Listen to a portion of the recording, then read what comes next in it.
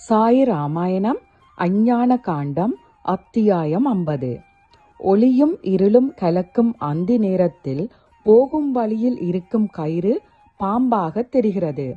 இருப்பது கயிறானாலும் பாம்பு போல தெரிந்து பெரும் பயத்தை விளைவிக்கிறது. பாம்பென்னும் தோற்றத்தை உண்டு பண்ணுவது ஞானத்தை மறைக்கும் அஞ்ஞானமே. அந்த அஞ்ஞானத்தை அகற்றாத வரையில் மனம் பயத்திலிருந்து விடுபடாது. சிலருக்கு பூமாலியாக தெரிகிறது, சிலருடைய கண்களுக்கு குச்சியாக தெரிகிறது. இவ்வாறே சகலமான பொருள்களும் தெரிகின்றன. அனைத்தும் பிரம்மையின் எல்லையற்ற விளைவுகளே. ஆகம வசனங்களை அனுசரித்து சிரத்தையுடன் செயல்புரியும் ஆஸ்திகரே பிரம்ம ஞானம் பெற தகுதியுள்ளவர். நாஸ்திகர் எத்தனை ஜென்மங்கள் எடுத்தாலும் அதை பெற இயலாது.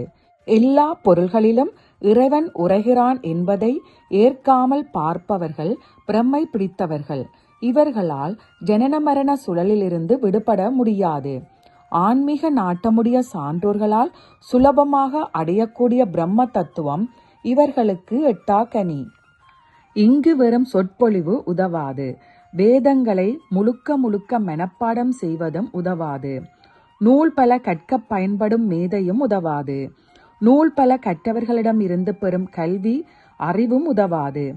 சொற்களிலிருந்து அவற்றின் பொருளைத்தான் அறிய முடியும்.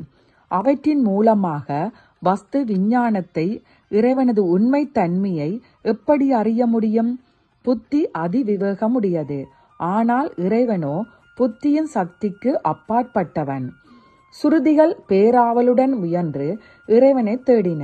ஆயினும் இறைவன் இருக்கும் இடத்தை காண முடியவில்லை. இதுவே வஸ்துவின் பெருமை. புத்தி சக்தியால் ஓர் எல்லைக்கு மேல் செல்ல இயலாது. வஸ்துவை பற்றி 6 சாஸ்திரங்களும் ஒன்று கூடி வாதங்களும் பிரதிவாதங்களும் செய்து சோர்வடைந்தன. ஆத்ம வஸ்துவோ தான் இருக்கும் இடத்திலேயே இருந்தது. சொற்களால் அதை புரிந்து கொள்ள முடியவில்லை. அதன் முன்னிலையில் பெரும் பண்டிதர்களும் சூரிய வெளிச்சத்தில் இருக்கும் விளக்கு பூச்சி போல் ஒளி இழந்து விடுவர். ஒருமுறை வஸ்துவை அடைந்துவிட்டால் எல்லா சொற்சிலம்பங்களும் அடங்கிவிடும்.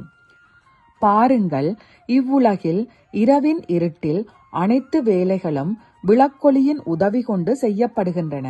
சூரியன் உதித்த பின் விளக்கு யாருக்கு வேண்டும்?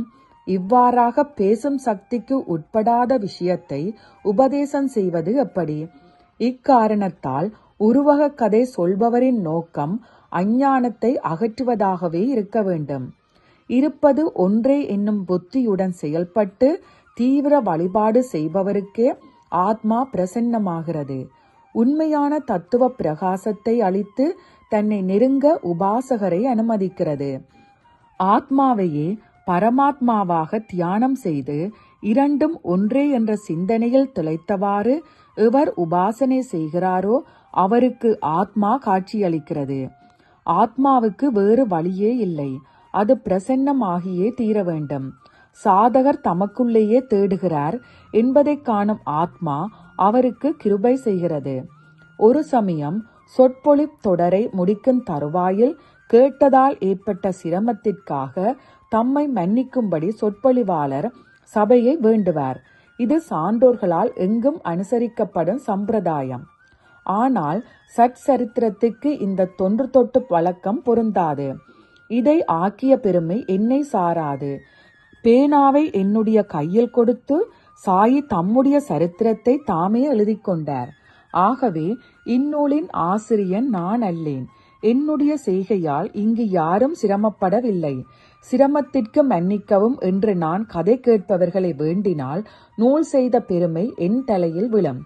இங்கு எந்த பூஷணமும் என்னை சாராது, தூஷணமும் என்னை சாராது.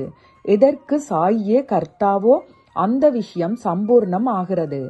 சாயியின் அனுமதியை பெற்றபின் அஞ்ஞானத்தை பற்றிய இந்த விவரணத்தை எல்லாரும் கேட்பதற்காக அவர் எவ்வாறு எனக்கு விளக்கினாரோ அவ்வாறு நான் எழுதியிருக்கிறேன். தம்முடைய வைபவத்தையும் பிரதாபத்தையும் கௌரவத்தையும் வெளிப்படுத்துவதற்காக குருதேவர் தாமே அடியேன் மனதில் புகுந்து இவ்விஷயமாகிய அஞ்ஞானத்தின் நுணுக்கங்களை பிரகாசப்படுத்தினார். இக்காவியத்தை சிலர் தூஷணம் செய்யலாம். சிலர் இதை எனக்கு பெருமை சேர்க்கும் பூஷணமாக கருதலாம். எது எப்படியிருப்பினும் இரு சாராருக்குமே என்னுடைய வந்தனத்திற்கு உரியவர்கள். அவர்கள் அனைவரும் நாராயணரின் வடிவங்கள். தம் பக்தர்களின் உயர்ந்த நன்மைக்காக சாயி தம்முடைய சரித்திரத்தை தாமே நிர்மாணம் செய்தார். ஹேமாட்டின் கையை தம் கையால் பிடித்துக்கொண்டு தம்முடைய கதையை எழுத வைத்தார்.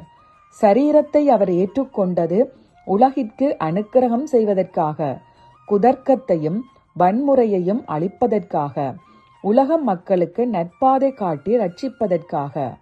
ஹேமாட் அவருடைய பாதங்களில் அனன்ய பாவத்துடன் விழுந்து வணங்குகின்றேன்.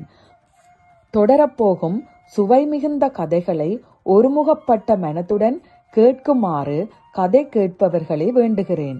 எல்லோருக்கும் சேமம் உண்டாகட்டும். ஞானிகளாலும் சான்றோர்களாலும் உணர்வூட்டப்பட்டு சாயி பக்தன் ஹேமாட் பந்தால் இயற்றப்பட்ட ஸ்ரீ சமர்த்த சாயி சத் சரித்திரம் என்னும் காவியத்தில் அஞ்ஞானத்தை அழித்தல் என்னும் 50வது அத்தியாயம் முற்றும். ஸ்ரீ சத்குரு சாயிநாதருக்கு அர்ப்பணம் ஆகட்டும். சுபம் உண்டாகட்டும். ஓம் சாய்ராம்.